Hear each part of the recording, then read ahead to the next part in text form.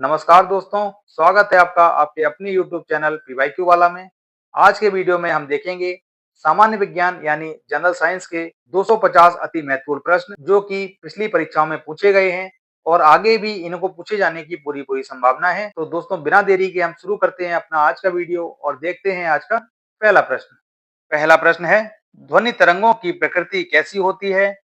सही जवाब है अनुदैर्ध्य यानी लॉन्गिट्यूडनल।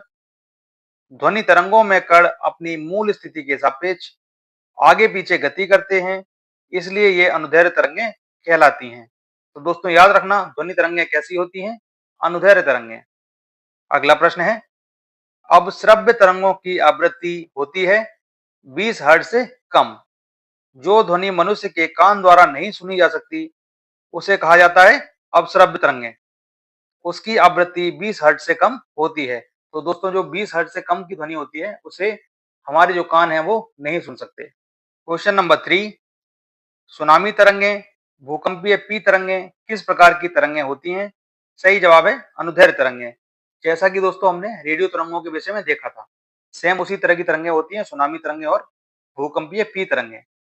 और दोस्तों तरंगें मुख्य रूप से दो प्रकार की होती हैं, अनुप्रस्थ तरंगें और अनुदैर्ध्य तरंगें। क्वेश्चन नंबर 4, श्रव्य यानी ऑडिबल परिसर में ध्वनि तरंगों की आवृत्ति क्या होती है? सही जवाब हो जाएगा 20 हर्ट्ज से लेकर 20,000 हर्ट्ज तक। तो दोस्तों यही वो रेंज है जिसे हमारे कान सुन सकते हैं। मनुष्य के कान द्वारा सुनाई देने वाली ध्वनि की आवृत्ति 20 हर्ट्ज से लेकर 20 किलो हर्ट्ज तक होती है। अगला प्रश्न, केल्विन माप से मानव शरीर का सामान्य ताप कितना होता है? सही जवाब है 310 केल्विन। मानव शरीर का औसत ताप लगभग 37 डिग्री सेंटीग्रेड होता है, जो कि केल्विन में 310 केल्विन के बराबर होता है। क्वेश्चन नंबर 6, किसी ध्वनि स्रोत की आवृत्ति में होने वाले उतार चढ़ाव को क्या कहते हैं? सही जवाब है डॉपलर प्रभाव यानी डॉपलर इफेक्ट। जब ध्वनि स्रोत और श्रोता के बीच गति होती है तो आवृत्ति में परिवर्तन होता है, इसे डॉपलर प्रभाव कहते हैं। क्वेश्चन नंबर 7, ध्वनि तरंगें किसके कारण प्रतिध्वनि उत्पन्न करती हैं? सही जवाब है परावर्तन के कारण। जब ध्वनि किसी कठोर सतह से टकराती है और वापस लौटती है तो प्रतिध्वनि उत्पन्न होती है। क्वेश्चन नंबर 8, ध्वनि की चाल किसमें सबसे अधिक होती है? सही जवाब है ठोस पदार्थों में। ध्वनि की चाल ठोस पदार्थों में सबसे अधिक होती है, उसके बाद तरल पदार्थों में और फिर गैसों में सबसे कम होती है।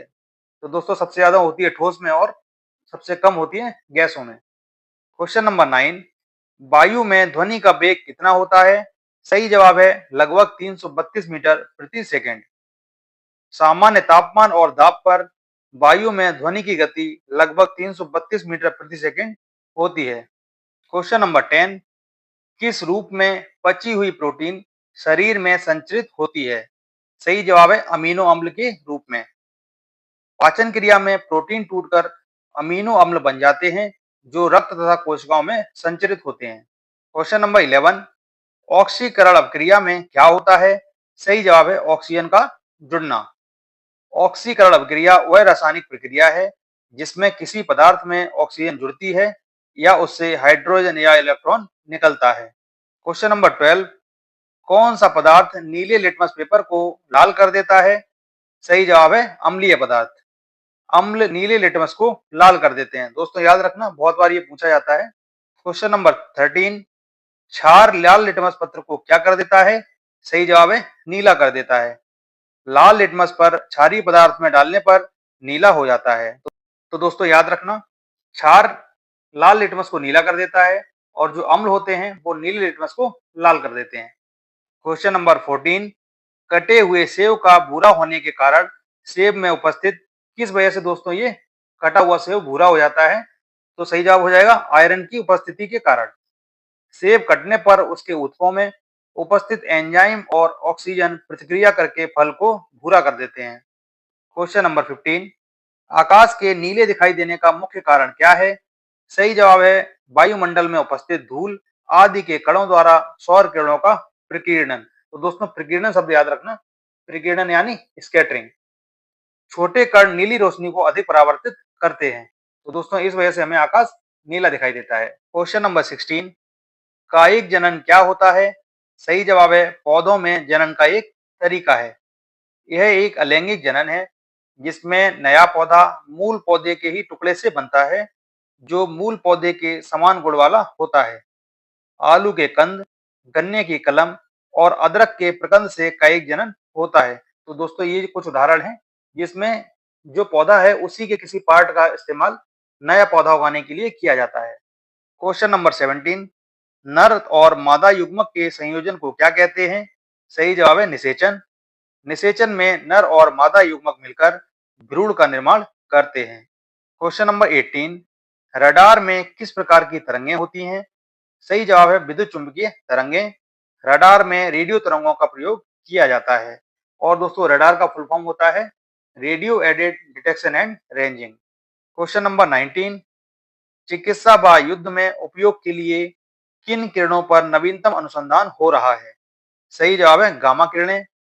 गामा किरणें कैंसर चिकित्सा और अन्य प्रयोगों में उपयोगी हैं। क्वेश्चन नंबर 20, रक्त प्लाज्मा में जल की लगभग कितनी मात्रा होती है? सही जवाब है 90%। यह रक्त के तरल भाग का मुख्य घटक है जिसमें प्रोटीन, हार्मोन, शर्करा और खनिज जैसे अन्य पदार्थ भी होते हैं। क्वेश्चन नंबर 21, वयस्क व्यक्ति का हृदय 1 मिनट में कितनी बार धड़कता है? सही जवाब है 72 बार।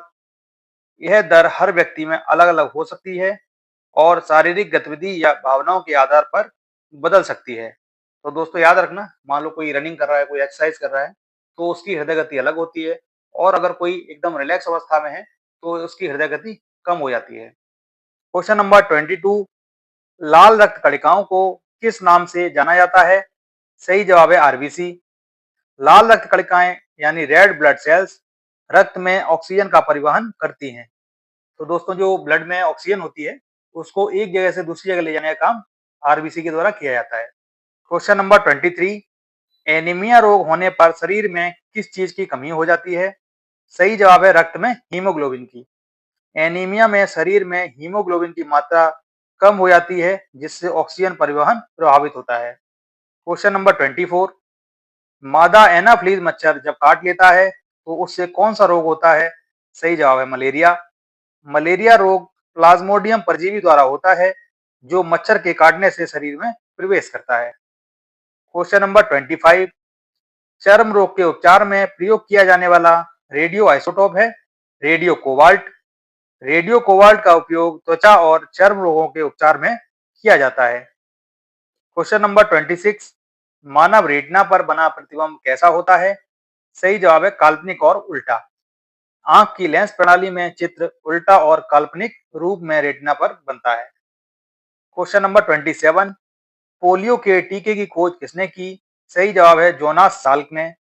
जोनास साल्क ने 1955 में निष्क्रिय पोलियो वैक्सीन यानी आईपीवी विकसित की थी और अल्बर्ट साविन ने 1961 में जीवित तनु ओरल पोलियो वैक्सीन ओपीवी विकसित की थी। तो दोस्तों आज हम जो यूज करते हैं वो करते हैं OPV, oral polio vaccine. Question number 28, hydrogen bomb किसने विकसित किया? सही जवाब है एडवर्ड टेलर ने। जे रॉबर्ट ओपनहाइमर को परमाणु बम का जनक माना जाता है। तो दोस्तों हाइड्रोजन बम किसने बनाया? एडवर्ड टेलर ने। और परमाणु बम किसने बनाया? जे रॉबर्ट ओपनहाइमर ने। क्वेश्चन नंबर 29, कोशिका सिद्धांत का प्रतिपादन किसने किया? सही जवाब है स्लाइडेन और स्वान ने। दोस्तों बहुत ही इंपॉर्टेंट है और बहुत बार पूछा गया है। और दोस्तों कोशिका सिद्धांत क्या होता है? प्रत्येक जीव कोशिकाओं से बना होता है और कोशिका जीवों की संरचनात्मक और क्रियात्मक इकाई होती है। और कोशिका सिद्धांत का तीसरा पॉइंट है नई कोशिकाएं पूर्ववर्ती कोशिकाओं से ही उत्पन्न होती हैं। अगला प्रश्न है पृथ्वी की भूकंपीय गतिविधियों का अध्ययन क्या कहलाता है? सही जवाब है सीस्मोलॉजी। ज्वालामुखी के अध्ययन को ज्वालामुखी विज्ञान या फिर वोल्केनोलॉजी कहा जाता है। तो दोस्तों भूकंप सीस्मोलॉजी और ज्वालामुखी वोल्केनोलॉजी। क्वेश्चन नंबर 31, वनस्पति तेलों से कृत्रिम घी बनाने में किस उत्प्रेरक का प्रयोग किया जाता है? सही जवाब है निकेल का। वनस्पति तेलों को हाइड्रोजन गैस की उपस्थिति में निकेल चूर्ण जो कि उत्प्रेरक का काम करता है के साथ गर्म करके हाइड्रोजनीकरण क्रिया द्वारा कृत्रिम घी बनाया जाता है। क्वेश्चन नंबर 32, रेबीज के टीके की खोज किसने की थी? सही जवाब है लुई पास्चर ने 1885 में। रेबीज एक ऐसी बीमारी है जो आपको RABV वायरस के संक्रमण से होती है और इसके लक्षण क्या हैं? दौरे पड़ना, मति भ्रम होना और लकवा जैसे लक्षण इसके दिखाई देते हैं। और दोस्तों रेबीज किससे फैलता है? कुत्ते के काटने से। और दोस्तों अमेरिका में चमगादड़ के काटने से भी रेबीज फैलता है। क्वेश्चन नंबर 33, अमोनिया गैस बनाने की हेवर विधि में किस उत्प्रेरक का प्रयोग किया जाता है? सही जवाब है आयरन। इसमें नाइट्रोजन और हाइड्रोजन गैसों को मिलाकर अमोनिया बनाने के लिए उत्प्रेरक के रूप में लौह धातु का प्रयोग किया जाता है। तो दोस्तों हेवर विधि किसके लिए होती है? अमोनिया बनाने के लिए। क्वेश्चन नंबर 34, भारतीय स्टेट बैंक की स्थापना किस वर्ष हुई? सही जवाब है 1 जुलाई 1955 को। SBI की स्थापना भारतीय स्टेट बैंक अधिनियम 1955 के तहत की गई थी। इस अधिनियम के पारित होने से इंपीरियल बैंक ऑफ इंडिया का राष्ट्रीयकरण हुआ और इसका नाम बदलकर भारतीय स्टेट बैंक कर दिया गया। क्वेश्चन नंबर 35, किस धातु को चाकू से आसानी से काटा जा सकता है? सही जवाब है सोडियम। सोडियम एक बहुत ही नरम धातु है जिसे सामान्य चाकू से आसानी से काटा जा सकता है। क्वेश्चन नंबर 36, विद्युत का सर्वोत्तम चालक कौन होता है? सही जवाब है सिल्वर। धातुओं में सिल्वर की विद्युत चालकता सबसे अधिक होती है। तो दोस्तों याद रखना सबसे अच्छी विद्युत चालक कौन है? सिल्वर यानी चांदी। क्वेश्चन नंबर 37, सोडा वाटर में नींबू का रस डालते हैं तो बुलबुले निकलने लगते हैं क्योंकि इसमें होता है, क्या होता है दोस्तों? अम्ल होता है यानी कि एसिड। नींबू का अम्ल सोडा में मौजूद कार्बोनेट के साथ प्रतिक्रिया करता है और कार्बन डाइऑक्साइड के बुलबुले बनते हैं। क्वेश्चन नंबर 38, तेज गति से आता हुआ वाहन हॉर्न बजाता है तो उसका पिच क्या होता है दोस्तों? पहले कम होता है और फिर अधिक होता जाता है। डॉपलर प्रभाव के कारण वाहन के पास आने पर पिच बढ़ता है। तो दोस्तों कहने का मतलब ये है कि अगर अपनी तरफ कोई वाहन आ रहा है तो पहले उसकी आवाज धीमी सुनाई देगी और उसके बाद जैसे जैसे वो हमारे नजदीक आता जाएगा उसके हॉर्न की आवाज तेज होती जाएगी और इसी को कहा जाता है डॉपलर इफेक्ट। क्वेश्चन नंबर 39, चूने में पानी मिलाने पर कौन सी गैस निकलती है? सही जवाब है कार्बन डाइऑक्साइड। चूना जिसका सूत्र होता है CaCO3 और पानी की प्रतिक्रिया से CO2 गैस उत्पन्न होती है। क्वेश्चन नंबर 40, हरी मेहंदी में कौन सा पदार्थ पाया जाता है जिसके कारण वह लाल हो जाती है? सही जवाब है लासोन। हरी मेहंदी में लॉसेन नामक पदार्थ पाया जाता है जो सूखने पर त्वचा में मौजूद केराटिन नामक प्रोटीन के साथ प्रतिक्रिया करके लाल रंग देता है और इसे हेनोटेनिक एसिड के नाम से भी जाना जाता है। तो लासोन को क्या कहा जाता है दोस्तों? हेलोटेनिक acid. Question number 41, plaster of Paris किससे प्राप्त किया जाता है? सही जवाब है जिप्सम से। जिप्सम को गर्म करके प्लास्टर ऑफ पेरिस बनाया जाता है। प्लास्टर ऑफ पेरिस का रासायनिक सूत्र है CaSO4 and half H2O। Question number 42, कोशिका का अध्ययन क्या कहलाता है? सही जवाब है साइटोलॉजी। जीव विज्ञान में कोशिकाओं की संरचना और कार्यों का अध्ययन साइटोलॉजी कहलाता है। कोशिका की खोज रॉबर्ट हुक ने 1665 में की थी। क्वेश्चन नंबर 43, सर्वप्रथम जीवाणु का पता किसने लगाया था? सही जवाब है ल्यूवेन हॉक ने। बैक्टीरिया की खोज एंटोनी वैन लीवनहॉक ने 1676 में की थी। उन्हें माइक्रोबायोलॉजी का जनक भी माना जाता है। क्वेश्चन नंबर 44, किसकी वेदन क्षमता सबसे अधिक होती है? सही जवाब है गामा किरणों की। गामा किरणें उच्च ऊर्जा वाले विद्युत चुंबकीय विकिरण हैं जिनमें कोई आवेश नहीं होता है जिससे वे पदार्थ के अंदर गहराई तक प्रवेश कर सकती हैं और इसी कारण से दोस्तों गामा किरणों की वेदन क्षमता अधिक होती है। सबसे ज्यादा वेदन क्षमता होती है गामा किरणों की, उसके बाद बीटा किरणों की और उसके बाद अल्फा किरणों की। क्वेश्चन नंबर 45, लाइजोसोम की खोज किसने की थी? सही जवाब है क्रिश्चियन डी ड्यूवे ने। क्रिश्चियन डी ड्यूवे ने 1950 के दशक में कोशिकाओं में पाए जाने वाले लाइजोसोम की खोज की थी। क्वेश्चन नंबर 46, श्री हरिकोटा प्रक्षेपण केंद्र कहाँ स्थित है? सही जवाब है आंध्र प्रदेश के तिरुपति जिले में। इसे अब सतीश धवन अंतरिक्ष केंद्र के नाम से जाना जाता है और साथ ही साथ दोस्तों इसे भारत का अंतरिक्ष बंदरगाह भी कहा जाता है। क्वेश्चन नंबर 47, रक्तदाब या रक्तचाप किस यंत्र से मापा जाता है? सही जवाब है स्फिग्मोमैनोमीटर। और दोस्तों बाजार में दोनों ही तरह के मैनुअल और डिजिटल तरीके के स्फिग्मोमैनोमीटर उपलब्ध हैं। क्वेश्चन नंबर 48, स्वस्थ इंसान का हृदय 24 घंटे में कितना खून पंप कर देता है? सही जवाब है लगभग 2000 गैलन, यानी लगभग 7570 लीटर। तो 24 घंटे में दोस्तों हृदय कितना खून पंप करता है? 7570 लीटर लगभग। यह मात्रा व्यक्ति की शारीरिक गतिविधि, स्वास्थ्य और हृदय गति के आधार पर अलग अलग हो सकती है।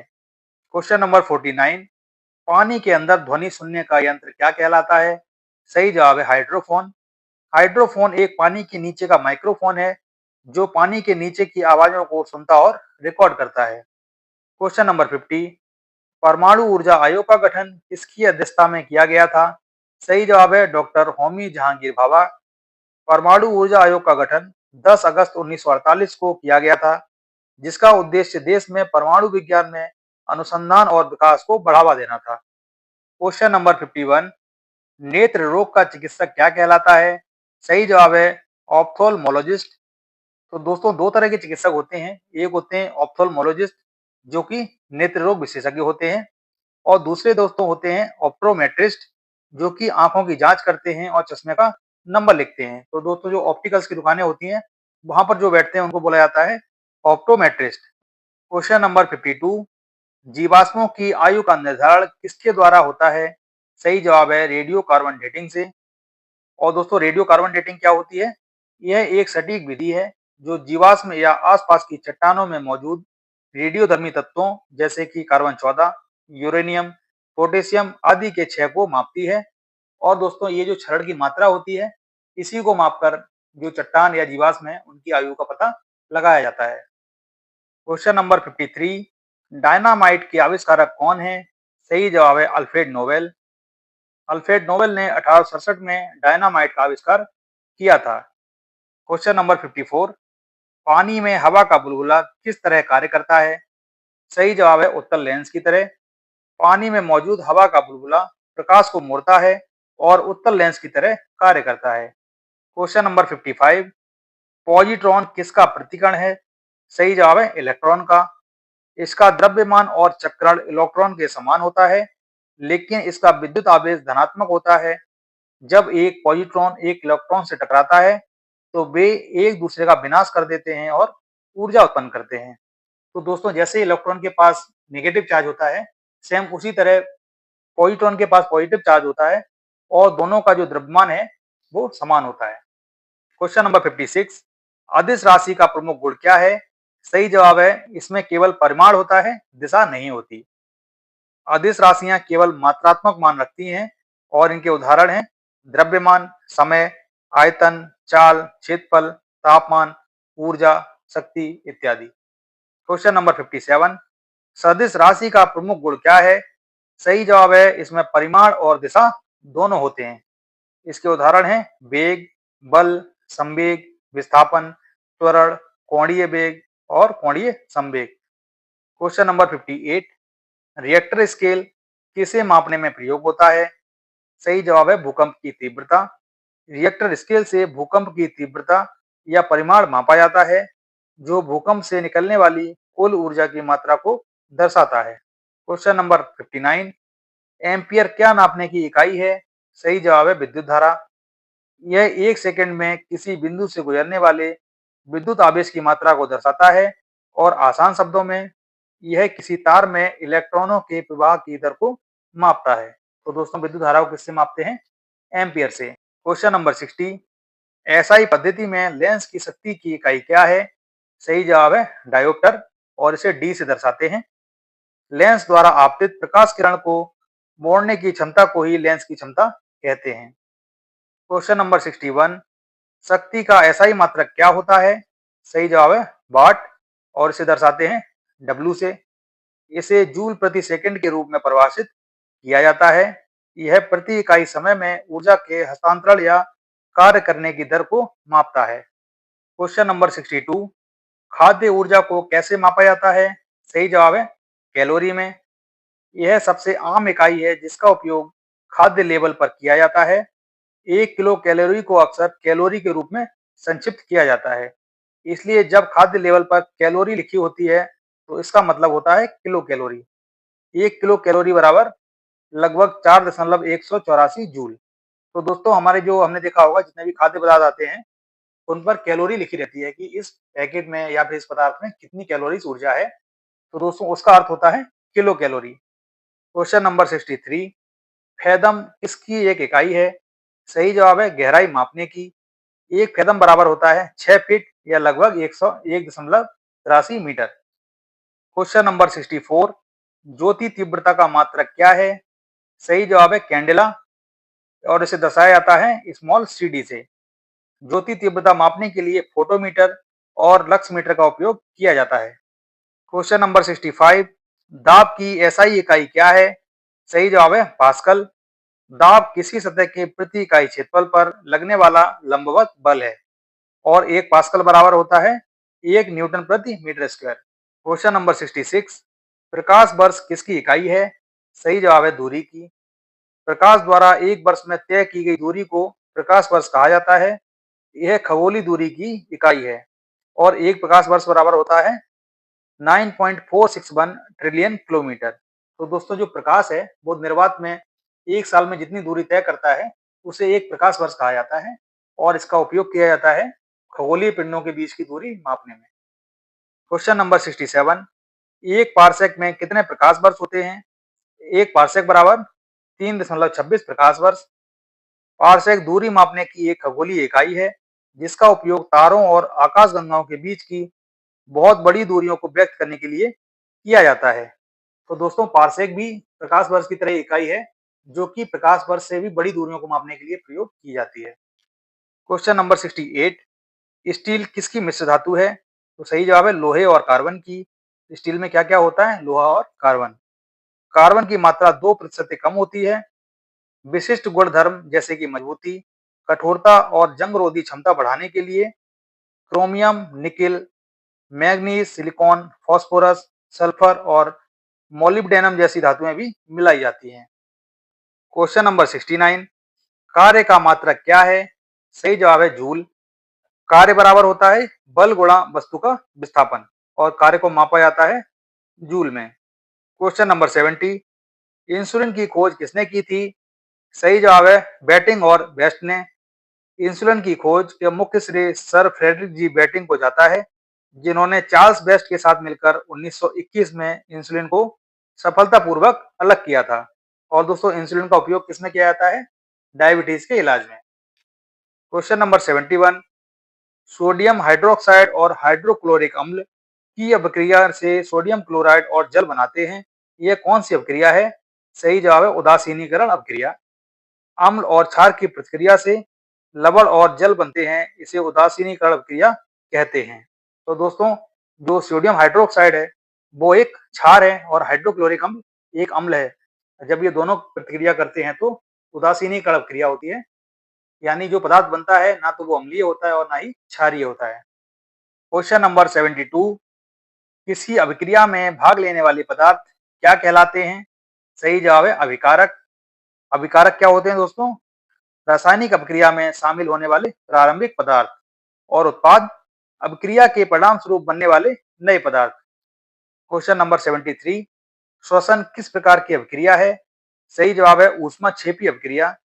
श्वसन में रासायनिक ऊर्जा गर्मी और एटीपी में परिवर्तित होती है और इसे ऊष्माक्षेपी अभिक्रिया कहते हैं। क्वेश्चन नंबर 74, प्रबल अम्ल और दुर्बल क्षारक से बने लवण का पीएच मान क्या होता है? सही जवाब है 7 से कम। प्रबल अम्ल और दुर्बल क्षारक से बने लवण अम्लीय होते हैं, इसलिए इनका पीएच मान 7 से कम होता है। क्वेश्चन नंबर 75, क्षारक को जल में घोलने पर क्या मुक्त होते हैं? सही जवाब है OH नेगेटिव आयन। क्षार जल में घुलते ही हाइड्रोक्साइड आयन यानी OH नेगेटिव आयन मुक्त करता है। क्वेश्चन नंबर 76, मैग्नीशियम के दहन से जो उत्पाद बनते हैं उनकी प्रकृति क्या होती है? सही जवाब है उदासीन। मैग्नीशियम जलने पर ऑक्साइड बनाता है जो रासायनिक दृष्टि से उदासीन होता है। Question number 77, sodium, lithium, potassium और कैल्शियम में से किस धातु को चाकू से आसानी से काटा जा सकता है? तो दोस्तों इसका जवाब होगा इन सभी धातुओं को चाकू से काटा जा सकता है ये सभी धातुएं नरम हैं, इसलिए चाकू से आसानी से काटी जा सकती हैं। लेकिन दोस्तों इनमें सबसे नरम धातु है वो है सोडियम, जिसको सबसे अधिक आसानी से काटा जा सकता है।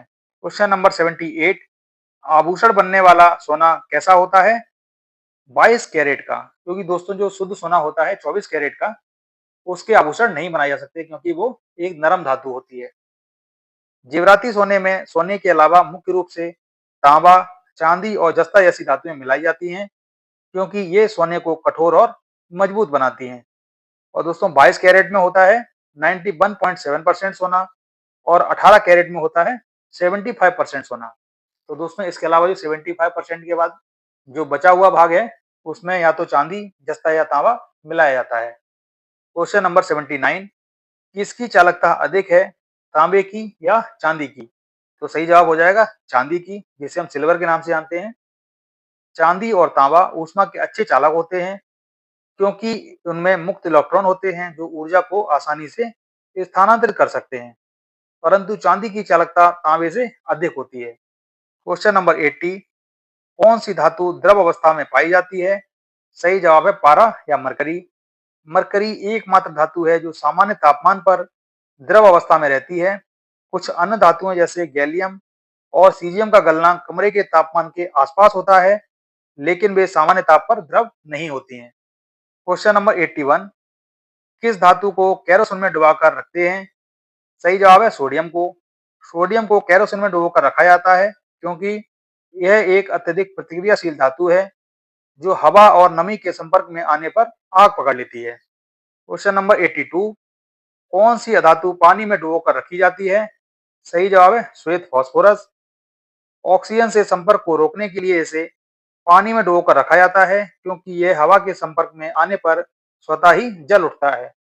तो दोस्तों याद रखना, सोडियम को रखते हैं केरोसिन में और श्वेत फास्फोरस को रखते हैं पानी में। क्वेश्चन नंबर 83, किस धातु का उपयोग विद्युत तारों को बनाने के लिए किया जाता है? सही जवाब है कॉपर या तांबा। तांबे की उच्च चालकता बिजली को कम प्रतिरोध के साथ प्रवाहित करने की अनुमति देती है। इसके अतिरिक्त तांबा मजबूत, लचीला, उच्च तापीय प्रतिरोध और संक्षारण रोधी होता है, जो इसे एक सुरक्षित और टिकाऊ विकल्प बनाता है। क्वेश्चन नंबर 84, लाफिंग गैस का रासायनिक नाम क्या है? सही जवाब है नाइट्रस ऑक्साइड N2O। यह एक रंगहीन गैस है जिसका उपयोग दंत चिकित्सा और चिकित्सा में तनाव कम करने और दर्द से राहत देने के लिए किया जाता है। क्वेश्चन नंबर 85, वनस्पति तेलों को किस प्रक्रिया द्वारा घी में परिवर्तित किया जाता है? याद रखना दोस्तों, हाइड्रोजनीकरण के द्वारा। इस प्रक्रिया में उच्च दाब पर निकल जैसे उत्प्रेरक की उपस्थिति में वनस्पति तेल में हाइड्रोजन गैस मिलाई जाती है। क्वेश्चन नंबर 86, एल्यूमिना का विद्युत अपघटन करने पर एनोड पर कौन सी गैस जमा होती है? सही जवाब है ऑक्सीजन गैस।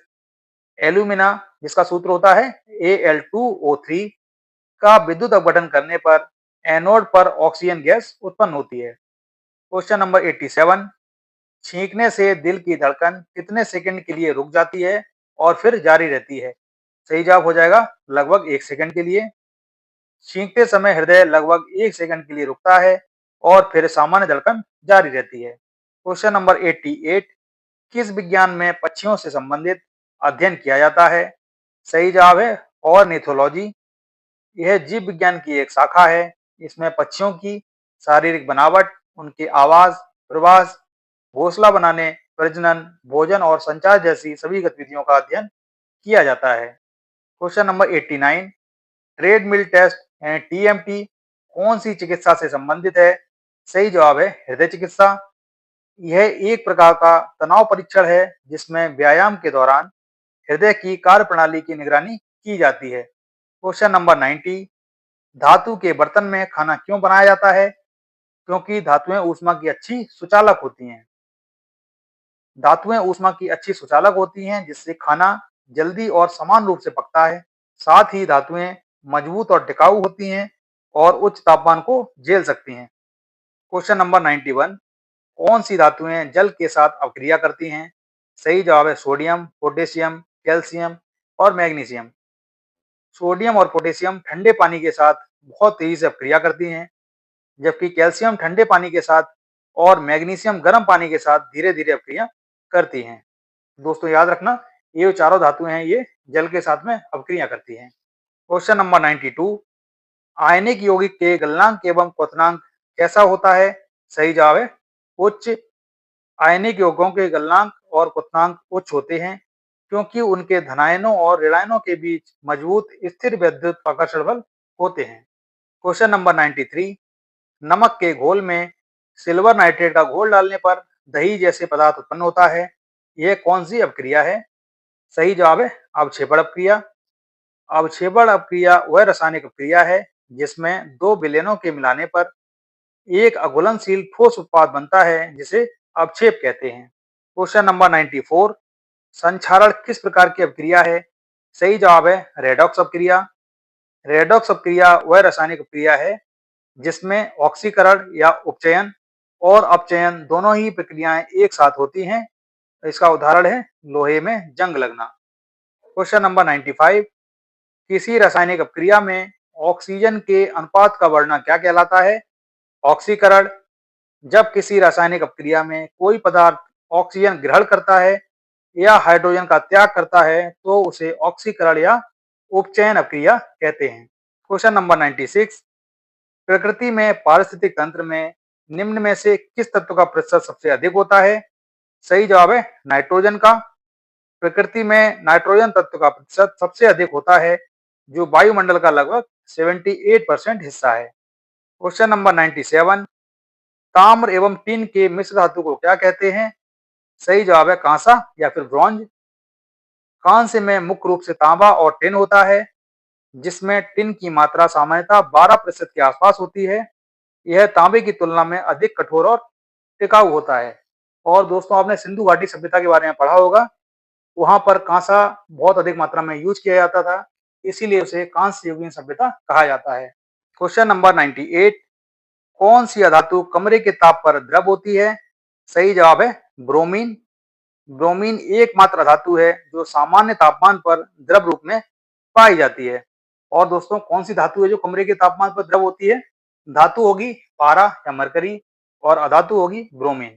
क्वेश्चन नंबर 99, आंसुओं यानी टीयर्स में कौन सा पदार्थ घुला रहता है?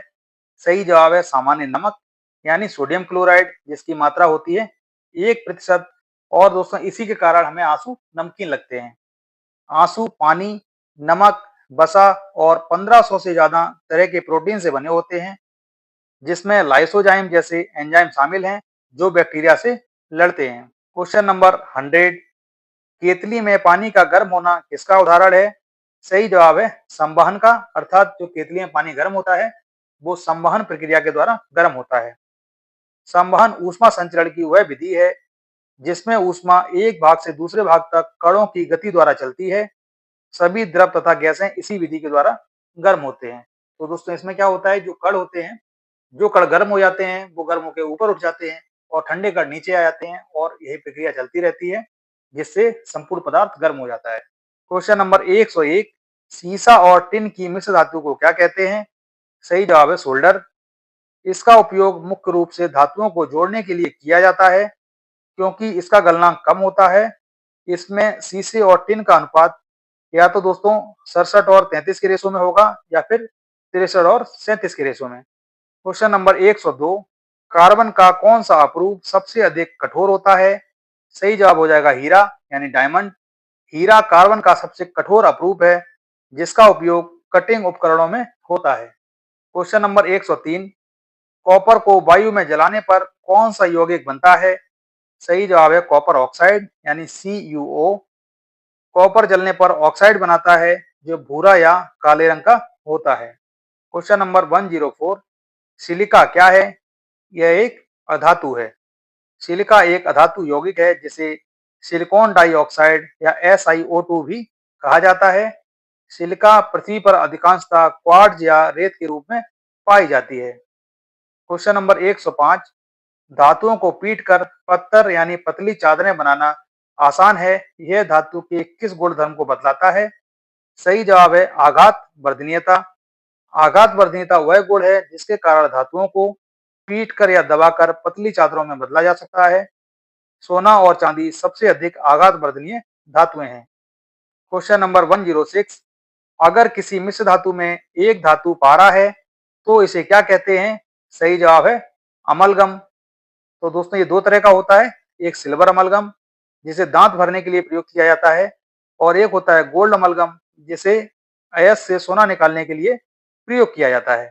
क्वेश्चन नंबर 107, विद्युत बल्ब का फिलामेंट किसका बना होता है? सही जवाब है टंगस्टन का। टंगस्टन का गलनांक बहुत उच्च होता है जिससे यह उच्च तापमान पर भी नहीं पिघलता और प्रकाश उत्पन्न कर पाता है। क्वेश्चन नंबर 108, घरों में प्रयुक्त किए जाने वाले विद्युत संयंत्रों को किस क्रम में जोड़ा जाता है? सही जवाब है समांतर या पैरेलल क्रम में। ऐसा इसलिए किया जाता है ताकि सभी उपकरणों को समान वोल्टेज मिल सके और किसी भी एक उपकरण को चालू या बंद करने पर दूसरों पर कोई प्रभाव न पड़े। क्वेश्चन नंबर 109, सूर्य उदय होते समय एवं डूबते समय लाल क्यों दिखाई देता है? तो इसका सही जवाब हो जाएगा प्रकाश के विकिरण के कारण, यानी स्कैटरिंग। तो दोस्तों याद रखना, ये बहुत इंपॉर्टेंट है कि सूर्य में लाल क्यों दिखाई देता है, आकाश में नीला क्यों दिखाई देता है। ये सबका जवाब होगा प्रकाश का विकिरण। सूर्योदय और सूर्यास्त के दौरान सूर्य का प्रकाश पृथ्वी के वायुमंडल की अधिक मोटी परत से होकर गुजरता है। वायुमंडल में मौजूद कण नीले और बैंगनी जिनकी तरंग दैर्घ्य कम होती है उन रंगों को अधिक बिखेर देते हैं, जबकि लाल जिसकी तरंग दैर्घ्य अधिक होती है रंग का प्रकीर्णन कम होता है और यह हमारी आंखों तक सीधा पहुंचता है जिससे सूर्य में लाल दिखाई देता है। क्वेश्चन नंबर 110, जस्ता के मुख्य अयस्क कौन कौन से हैं? सही जवाब है जिंक ब्लेंड, कैलेमाइन और स्फेलेराइट, और जिसमें सबसे महत्वपूर्ण है जिंक ब्लेंड। जिंक ब्लेंड जिसे जिंक सल्फाइड भी कहते हैं सबसे महत्वपूर्ण और व्यावसायिक रूप से उपयोगी अयस्क है। क्वेश्चन नंबर 111, स्वप्नों का अध्ययन क्या कहलाता है? सही जवाब है ओनिरोलॉजी। ओनिरोलॉजी में सपनों की सामग्री, कार्य और तंत्र का अध्ययन किया जाता है, यह जानने के लिए कि हम सपने क्यों देखते हैं। तो दोस्तों जो सपनों का विज्ञान है उसे क्या कहते हैं? ओनिरोलॉजी। क्वेश्चन नंबर 112, शुष्क सेल में कौन सी ऊर्जा होती है? सही जवाब है रासायनिक ऊर्जा। शुष्क सेल रासायनिक ऊर्जा को विद्युत ऊर्जा में बदलने का कार्य करता है। क्वेश्चन नंबर 113, भारतीय अंतरिक्ष अनुसंधान संगठन इसरो की स्थापना कब हुई थी? सही जवाब है 15 अगस्त 1969 को। इसकी देखरेख सीधे भारत के प्रधानमंत्री के द्वारा की जाती है। क्वेश्चन नंबर 114, भारतीय अंतरिक्ष अनुसंधान संस्थान यानी इसरो कहाँ स्थित है? दोस्तों अर्थात इसका हेडक्वार्टर कहाँ है? बेंगलोर में, और इसके संस्थापक थे Vikram Sarabhai. Question number 115, central drugs research institute यानी CDRI कहाँ स्थित है? सही जवाब है लखनऊ में। यह एक बहुविषयक अनुसंधान प्रयोगशाला है जो नई दवाओं और उपचारों की खोज के लिए समर्पित है। यह वैज्ञानिक और औद्योगिक अनुसंधान परिषद यानी CSIR के तहत काम करती है। क्वेश्चन नंबर 116, बायोगैस का मुख्य घटक क्या है? सही जवाब है मीथेन, जिसका सूत्र होता है CH4।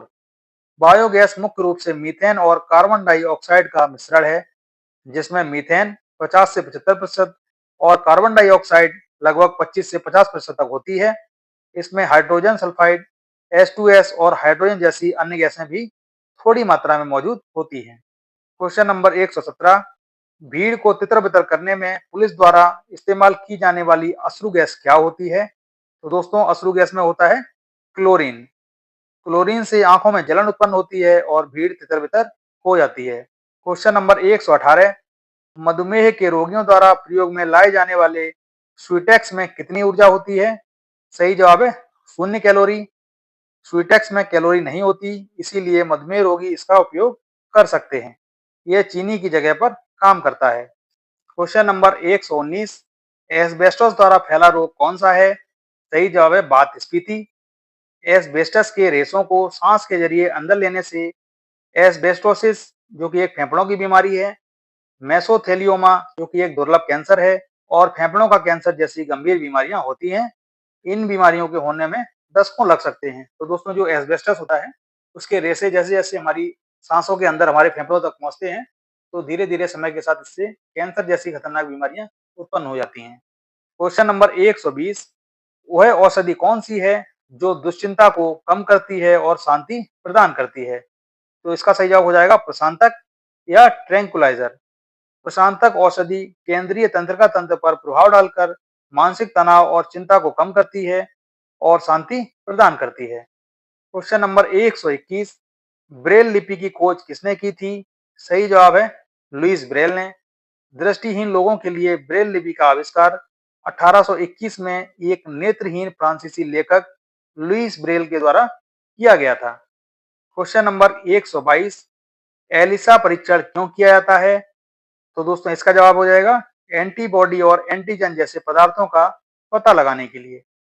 यह एचआईवी, लाइम रोग और अन्य संक्रामक रोगों का निदान करने में मदद करता है। क्वेश्चन नंबर 123, पार्किंसन रोग के इलाज को विकसित करने में महत्वपूर्ण योगदान देने के लिए किसे नोबेल पुरस्कार प्रदान किया गया था? सही जवाब है अरविंद कार्लसन और इनको दिया गया था सन 2000 में। उन्होंने मस्तिष्क में डोपामाइन की खोज की और यह स्थापित किया कि पार्किंसन रोग डोपामाइन की कमी के कारण होता है, जिससे एल डोपा जैसी दवाओं के विकास का मार्ग प्रशस्त हुआ। और दोस्तों इसी डोपामाइन की खोज के कारण इन्हें सन 2000 में नोबेल पुरस्कार दिया गया। क्वेश्चन नंबर 124, भारत का बहुउद्देशीय दूरसंचार उपग्रह इनसैट 2E कहां से छोड़ा गया था? सही जवाब है कोरो फ्रेंच गुयाना से। यह 3 अप्रैल 1999 को भू-स्थितिक कक्षा में स्थापित किया गया था। क्वेश्चन नंबर 125, पृथ्वी की सतह और वायुमंडल के गर्म होने के लिए कौन सी प्राकृतिक घटना जिम्मेदार है? सही जवाब है ग्रीन हाउस प्रभाव। ग्रीन हाउस प्रभाव में कार्बन डाइऑक्साइड मुख्य योगदान देती है। यह पृथ्वी के वायुमंडल को रहने के लिए आरामदायक बनाती है। क्वेश्चन नंबर 126, कार्बन मोनोऑक्साइड का मुख्य स्रोत क्या है? सही जवाब है अधूरा या अपूर्ण दहन। जब कोयला, लकड़ी, तेल या प्राकृतिक गैस जैसे ईंधन पूरी तरह से नहीं जलते हैं तो कार्बन मोनोऑक्साइड गैस उत्पन्न होती है। क्वेश्चन नंबर 127, ओजोन परत का अपक्षय मुख्यतः किस कारण से होता है? सही जवाब है क्लोरोफ्लोरोकार्बन के कारण। तो दोस्तों जब ये क्लोरोफ्लोरोकार्बन रसायन समताप मंडल में पहुंचते हैं तो पराबैंगनी विकिरण द्वारा क्लोरीन और ब्रोमीन जैसे मुक्त मूलक छोड़ते हैं जो ओजोन के अणुओं को नष्ट कर देते हैं।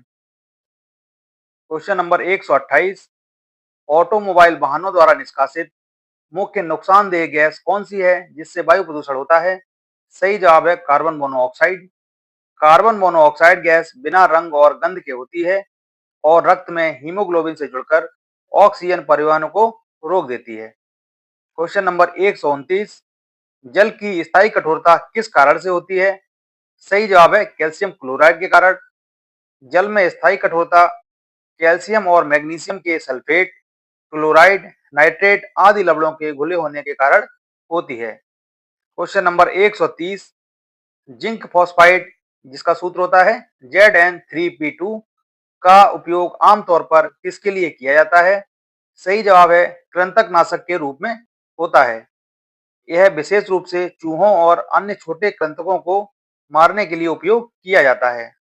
क्वेश्चन नंबर 131, मानव मूत्र का पीएच मान कितना होता है? सही जवाब है लगभग 6। यह मान व्यक्ति के आहार, हाइड्रेशन और स्वास्थ्य जैसी कई चीजों पर निर्भर करता है। क्वेश्चन नंबर 132, जीवाणुओं को नष्ट करने के लिए किस गैस का प्रयोग किया जाता है? सही जवाब है क्लोरीन का। क्लोरीन एक शक्तिशाली कीटाणुनाशक है जो वायरस, बैक्टीरिया, कवक और बीजाणुओं को मार देता है। क्वेश्चन नंबर 133, अवरोधित श्वसन से पीड़ित रोगियों को दी जाने वाली ऑक्सीजन मिश्रित निष्क्रिय गैस कौन सी है? तो दोस्तों ये पूछना चाहता है कि जो मरीजों को ऑक्सीजन लगाई जाती है उस ऑक्सीजन में कौन सी गैस मिली हुई होती है? सही जवाब है हीलियम। हीलियम ऑक्सीजन मिश्रण जिसे हेलियोक्स कहा जाता है श्वसन में सहायक होता है। यह मिश्रण अस्थमा जैसे श्वसन रोगों के उपचार में उपयोग किया जाता है। क्वेश्चन नंबर 134, अम्ल वर्षा वनस्पति को नष्ट कर देती है क्योंकि उसमें होता है, क्या होता है दोस्तों? सल्फ्यूरिक अम्ल। अम्ल वर्षा में सल्फ्यूरिक एसिड और नाइट्रिक एसिड जैसे हानिकारक अम्ल होते हैं जो सीधे पौधों को नुकसान पहुंचाते हैं और मिट्टी से आवश्यक पोषक तत्वों को हटा देते हैं। तो दोस्तों जो अम्ल वर्षा होती है उससे एक तो वनस्पति खराब हो जाती है और दूसरा अम्ल वर्षा से मिट्टी में जो पोषक तत्व पाए जाते हैं वो इससे समाप्त हो जाते हैं, जिससे मृदा की उर्वरता कम हो जाती है। क्वेश्चन नंबर 135, एरोसोल क्या होते हैं? सही जवाब है हवा या किसी अन्य गैस में निलंबित बहुत छोटे ठोस कण या तरल बूंदें, इन्हें कहा जाता है एरोसोल। ये दो तरह के होते हैं, प्राकृतिक एरोसोल जैसे कि रेगिस्तानी धूल, समुद्री नमक के कण, ज्वालामुखी की राख और जंगल की आग का धुआं। और जो दोस्तों मानव निर्मित एरोसोल होते हैं, जिसमें आता है जीवाश्म ईंधन के जलने से निकलने वाला प्रदूषण, कारों और कारखानों से निकलने वाला धुआं, कालिख आदि, ये सब आते हैं मानव निर्मित एरोसोल में। क्वेश्चन नंबर 136, वायुमंडल की कौन सी गैस पराबैंगनी किरणों को सोख लेती है? सही जवाब हो जाएगा ओजोन। यह समताप मंडल में स्थित ओजोन परत में पाई जाती है और पृथ्वी को सूर्य की हानिकारक पराबैंगनी किरणों से बचाती है। क्वेश्चन नंबर 137, कृत्रिम वर्षा या मेघ बीजन के लिए प्रयुक्त प्रमुख रासायनिक द्रव्य कौन सा है? सही जवाब है सिल्वर आयोडाइड। तो दोस्तों कृत्रिम वर्षा कराने के लिए किसका उपयोग करते हैं? सिल्वर आयोडाइड का। कृत्रिम वर्षा या मेघ बीजन के लिए प्रायः प्रयोग किए जाने वाला रासायनिक द्रव्य सिल्वर आयोडाइड, सोडियम क्लोराइड तथा सूखी व ठोस CO2 होती है।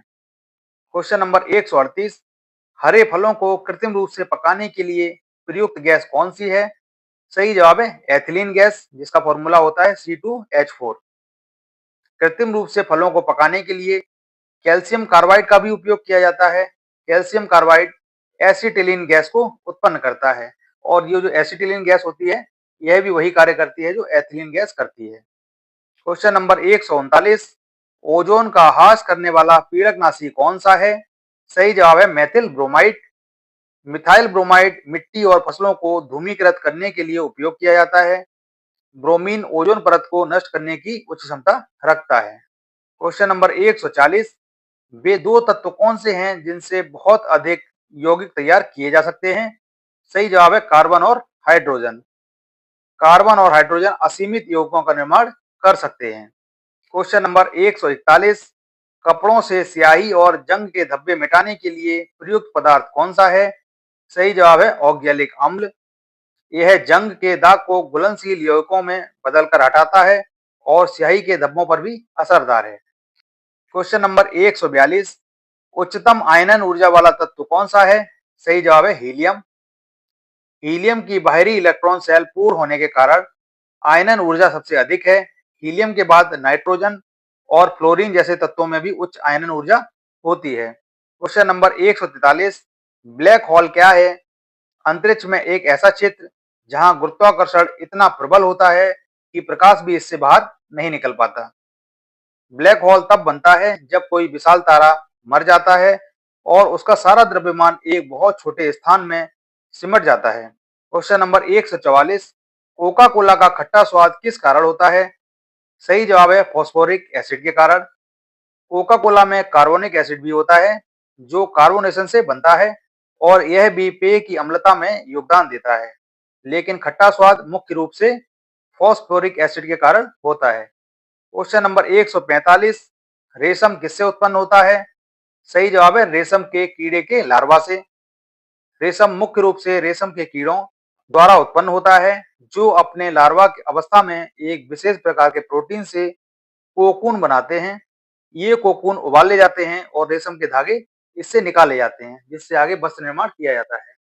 और दोस्तों जो रेशम उत्पादन होता है उसे कहा जाता है सेरीकल्चर। क्वेश्चन नंबर 146, रेशम के कीड़े किन पर पलते हैं? सही जवाब है शहतूत पर, जिसे मलबरी कहा जाता है। रेशम के कीड़े मुख्य रूप से शहतूत की पत्तियों पर पलते हैं। ये शहतूत के पत्तों को खाते हैं। कुछ अन्य प्रकार के रेशम के कीड़ों को ओक, अरंडी और अर्जुन जैसे पेड़ों की पत्तियों पर भी पाला जाता है। क्वेश्चन नंबर 147, सिम्बायोटिक यानी सहजीवी जीवाणु जो कि वातावरणीय नाइट्रोजन के स्थिरीकरण के लिए उत्तरदायी हैं, किसमें पाया जाता है? सही जवाब है फलीदार पौधों की जड़ों में, जैसे कि राइजोबियम जीवाणु जो कि मटर और दालों की जड़ों की ग्रंथियों में रहता है। इन जीवाणुओं का एक अन्य उदाहरण है साइनोबैक्टीरिया, जो नीला हरा शैवाल के साथ होता है, जो धान के खेतों और अन्य वातावरणों में पाए जाते हैं। क्वेश्चन नंबर 148, जंतुओं में होने वाला फुट एंड माउथ रोग किसके कारण उत्पन्न होता है? सही जवाब है विषाणुओं के कारण। फुट एंड माउथ रोग जिसे खुरपका या मुंह पका भी कहा जाता है, एप्थोवायरस के कारण होता है। यह अत्यधिक संक्रामक रोग है जो मवेशी, भेड़, सुअर और बकरियों जैसे दो खुर वाले जानवरों को प्रभावित करता है। क्वेश्चन नंबर 149, मादा पशुओं में पिट्यूटरी नामक हार्मोन का इंजेक्शन देने से क्या होता है? सही जवाब है दूध की मात्रा बढ़ जाती है। पिट्यूटरी हार्मोन दूध ग्रंथियों की सक्रियता बढ़ाकर दूध उत्पादन को बढ़ाता है।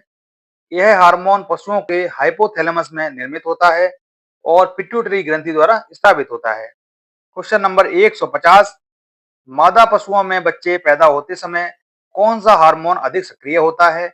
सही जवाब है ऑक्सीटोसिन। ऑक्सीटोसिन गर्भाशय की मांसपेशियों को संकुचित करके प्रसव में मदद करता है और दूध निकालने में, स्तनपान के समय दोस्तों जो दूध निकलता है उसमें बहुत ही महत्वपूर्ण भूमिका निभाता है। क्वेश्चन नंबर 151, एक कुवड़ वाले ऊंट को क्या कहते हैं? सही जवाब है डोमेड्री ऊंट या अरबी ऊंट। डोमेड्री ऊंट एक कुवड़ वाला होता है और गर्म क्षेत्रों में अधिक पाया जाता है, जैसे कि हमारे भारत में, अरब कंट्रीज में ये एक कुवड़ वाला ऊंट पाया जाता है। दो कुवड़ वाले ऊंट को बैक्ट्रियन ऊंट कहा जाता है। यह ऊंट मुख्य रूप से मध्य एशिया के ठंडे रेगिस्तानी इलाकों जैसे कि गोबी रेगिस्तान में पाया जाता है। तो दोस्तों एक कुवड़ वाला ऊंट पाया जाता है गर्म क्षेत्रों में और दो कुवड़ वाला ऊंट पाया जाता है ठंडे रेगिस्तानी क्षेत्रों में। क्वेश्चन नंबर 152, लाल क्रांति यानी रेड रेवोल्यूशन किससे संबंधित है? सही जवाब है मांस और टमाटर के उत्पादन को बढ़ावा देने से। लाल क्रांति 1980 के दशक में शुरू हुई थी। भारत में लाल क्रांति का जनक विशाल तिवारी जी को माना जाता है। क्वेश्चन नंबर 153, श्वेत क्रांति किससे संबंधित है? सही जवाब है दुग्ध उत्पादन से। इसे ऑपरेशन फ्लड के नाम से भी जाना जाता है और इसके जनक डॉक्टर वर्गीस कुरियन हैं। क्वेश्चन नंबर 154, दूध में वसा की मात्रा के अनुकूलन की प्रक्रिया को क्या कहते हैं? सही जवाब है मानकीकरण। दूध मानकीकरण का उद्देश्य वसा को पूरी तरह या आंशिक रूप से हटाकर या वसा या अन्य अवयवों को मिलाकर दूध में वसा की मात्रा को नियंत्रित करना है। क्वेश्चन नंबर 155, दूध के वसा गोलिकाओं के आकार को कम करने की प्रक्रिया को क्या कहते हैं? सही जवाब है समरूपीकरण।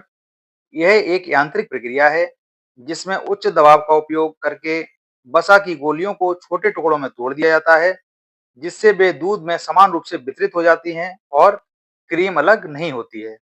क्वेश्चन नंबर 156, बोबडी ओविस किसका वैज्ञानिक नाम है? सही जवाब है भेड़ का, जबकि बकरी का वैज्ञानिक नाम है कैप्रा हिरकस। तो दोस्तों याद रखना ये कभी कभी पूछ लिए जाते हैं। क्वेश्चन नंबर 157, शहद में मुख्य रूप से कौन सी शर्करा पाई जाती है? सही जवाब है फ्रक्टोज। शहद में ग्लूकोज और फ्रक्टोज दोनों प्रमुख शर्कराएं हैं, जिनमें से फ्रक्टोज की मात्रा अधिक होती है। क्वेश्चन नंबर 158, सूरती, मुर्रा, जाफराबादी और महसाणा किस पशु की प्रजातियां हैं? तो सही जवाब हो जाएगा दोस्तों भैंस। ये सभी भैंस की प्रजातियां हैं। ये प्रजातियां विशेष रूप से उच्च दूध उत्पादन के लिए जानी जाती हैं। क्वेश्चन नंबर 159, गाय का गर्भकाल कितने दिनों का होता है? सही जवाब है 282 दिनों का। गाय का गर्भकाल लगभग 9 महीने या 282 दिन का होता है। क्वेश्चन नंबर 160, भैंस का गर्भकाल कितने दिनों का होता है? सही जवाब है 308 दिनों का।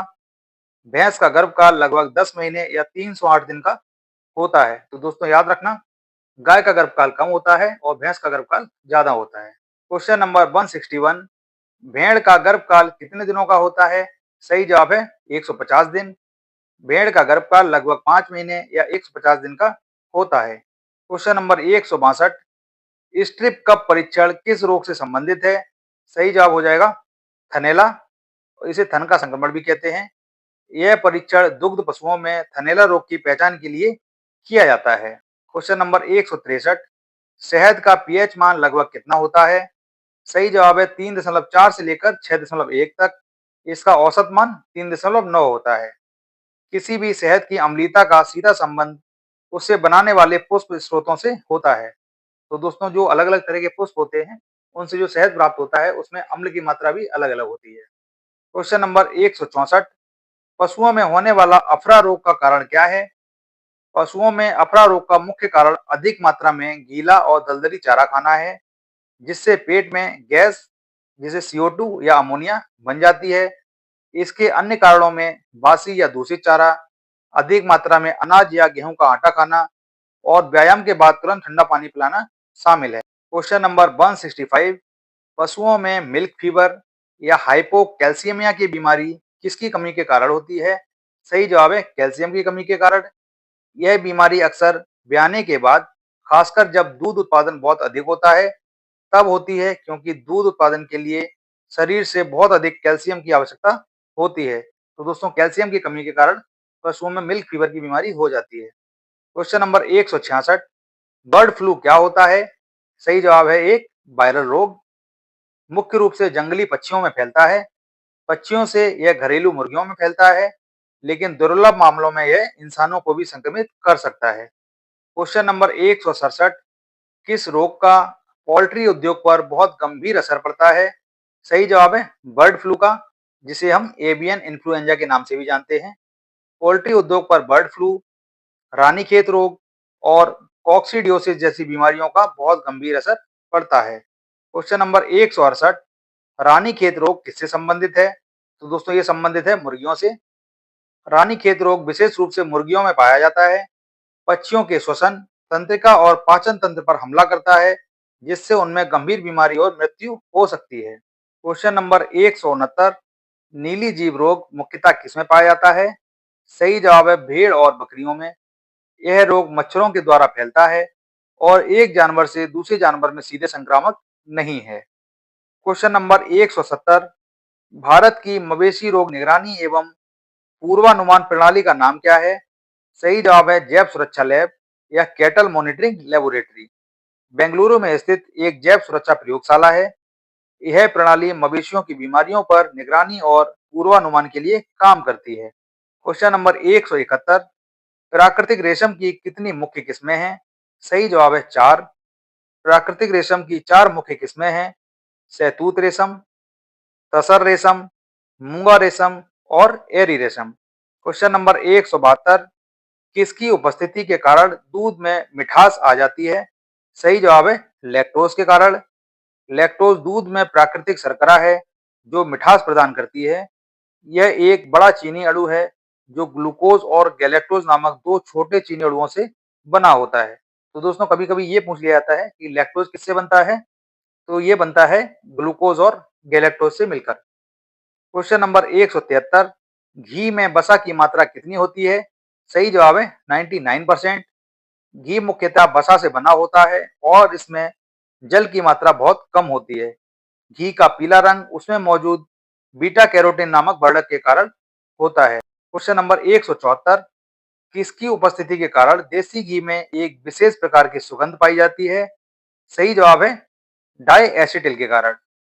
घी की सुगंध का मुख्य कारण डाई एसिटिल नामक कार्बनिक यौगिक है, जो मक्खन को गर्म करने की प्रक्रिया के दौरान बनता है।